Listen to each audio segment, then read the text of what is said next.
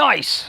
Now that is a word I dislike intensely because it is just so easy to use, and because of that it becomes meaningless. And it's a word that could easily be used for EVs like this MG's ZS EV facelift. But I'm going to tell you this, ZS EV is not nice.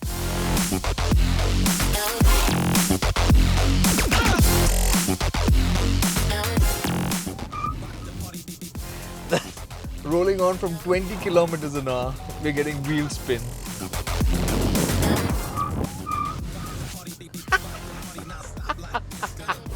You're getting talks here, this is ridiculous.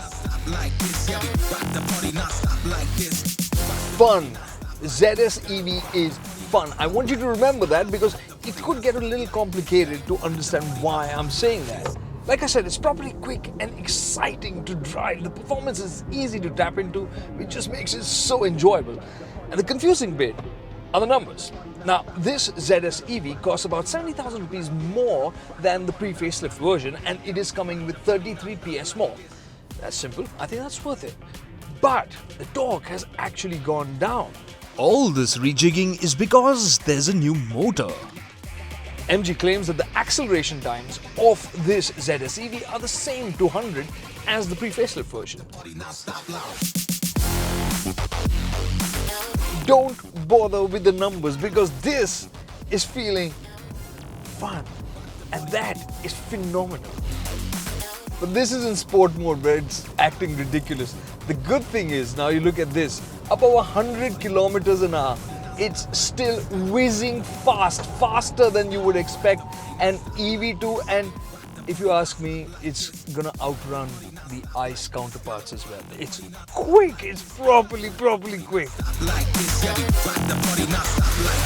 The ZS keeps the excitement going as its top speed is a solid 175 kilometers an hour. Keep in mind, premium EVs like Mercedes' EQC are also capped at 180. It is all the more phenomenal because this ZS EV also packs a larger battery pack. For the 70,000 rupees more, you're also getting an additional 6 kilowatt hours, increasing the claimed range by about 42 kilometers, taking it up to about 460 kilometers. Even if in the real world you were to get about 350 kilometers, this is a car that's immensely practical.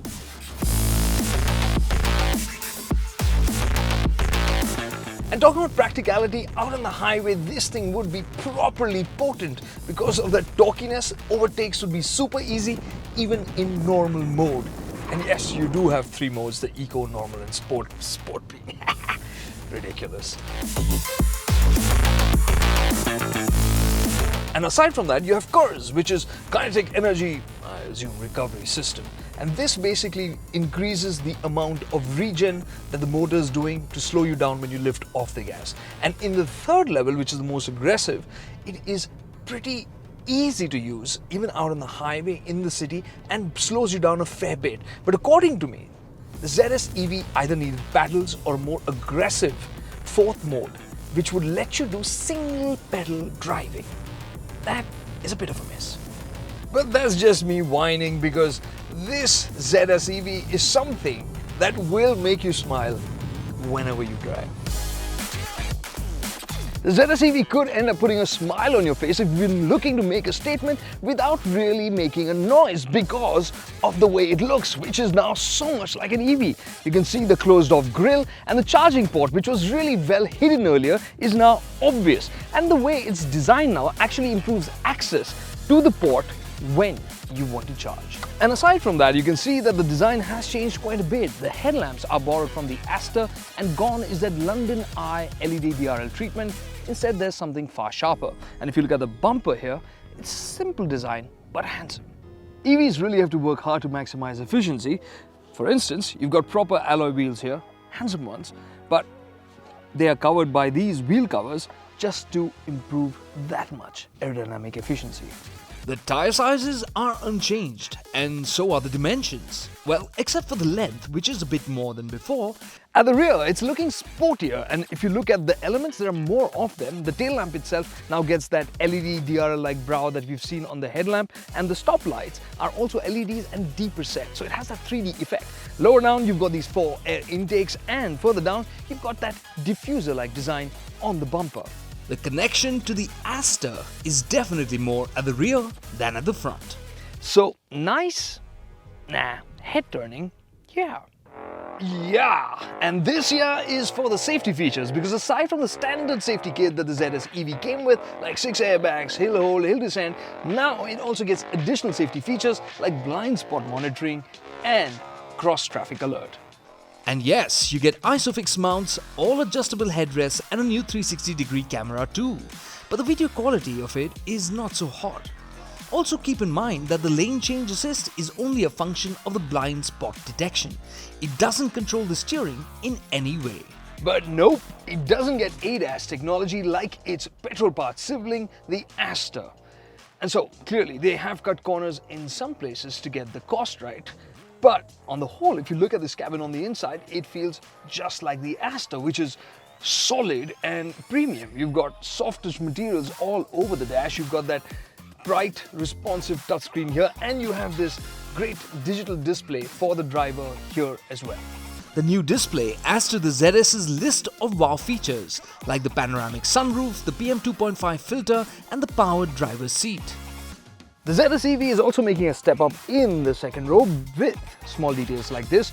An armrest with cup holders, you also get aircon vents and 2 USB charging ports. So yes, nice, well, it is certainly practical. This is a great family car in that sense, but it could have done better. For instance, this seat still feels a little short in terms of under-thigh support. It could have done with a bit more of that. And if you look around, you can see there are a few misses. The cabin isn't wide enough to seat 3 in comfort, and there are no sun blinds at the rear. The front seats aren't ventilated either. And I'm going to have to go up front to talk about this one last thing, which I really want to as an enthusiast. And before we turn a wheel, a couple of things. For instance, the seat itself could be a little better cushioned because the lumbar support is a bit too strong right now, and the cushioning could have been a bit tauter. And as for the driver's instrument cluster, you've got that great digital display, but it's really not using the real estate well. You really have to hunt to find things like the drive modes, what setting you're in, or the cruise mode, or even see where the battery level is, which is really a very tiny indicator. Let's get back on the road.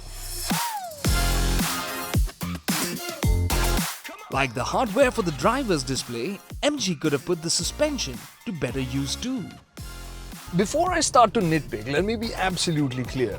The ZS EV, with the bulk of those batteries weighing it down, is doing an incredible job of keeping you comfortable. In fact, I would say compared to the pre-facelift version, this is feeling better mannered over bumps and higher speeds than what we remember of that car. And that is good. But I still feel that the suspension could have been a bit firmer. This would have given better body control over broken roads, so that this felt more enjoyable around corners when you got the opportunity. And it's opportunities like that you would want to indulge in given the amount of performance and range that the ZS EV has.